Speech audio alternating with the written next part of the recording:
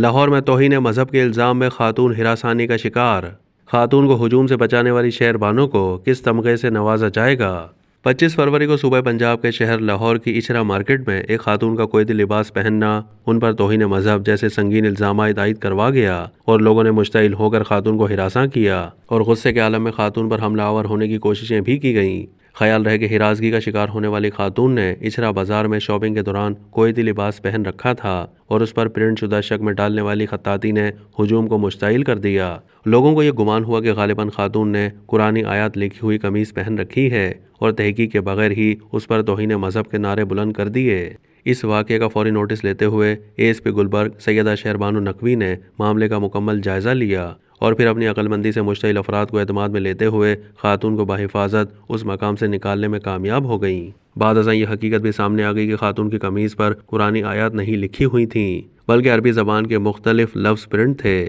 اس کی تصدیق علماء حضرات نے بھی کی۔ سیدہ شہر بانو نقوی اگر بروقت اچھرا مارکیٹ پہنچ کر خاتون کو اپنی حفاظتی تحویل میں نہ لیتیں تو ممکنہ طور پر خاتون مشتعل افراد کے غصے کا شکار بن چکی ہوتیں۔ شہر بانو نقوی کو ان کی بہادری اور دانائی کے سبب سوشل میڈیا پر تعریفی کلمات سے نوازا جا رہا ہے، جبکہ پنجاب پولیس کی جانب سے بھی انہیں ایک بڑے اعزاز سے نوازنے کا اعلان کر دیا گیا ہے۔ پنجاب پولیس نے اپنے انسٹاگرام اکاؤنٹ پر اس واقعے کی زیر گردش ویڈیو جاری کرتے ہوئے تحریر کیا ہے کہ لاہور کے ایک علاقے میں پیدا ہونے والی ناخوشگوار صورتحال کے دوران اپنی جان خطرے میں ڈال کر خاتون شہری کو مشتعل ہجوم سے بحفاظت بچا کر لانے والی S D P O Gulberg Lahore A S P شہر بانو نقوی کو پنجاب پولیس کی جانب سے بے مثال جرأت اور بہادری کا مظاہرہ کرنے پر قائد اعظم پولیس میڈل سے نوازنے کے لیے حکومت پاکستان کو سفارشات بھجوائی جا رہی ہیں۔ پنجاب پولیس کی جانب سے جاری کی گئی پوسٹ کے کیپشن میں بھی سوشل میڈیا صارفین شہر بانو کی دلیری کی تعریف کرتے نظر آ رہے ہیں۔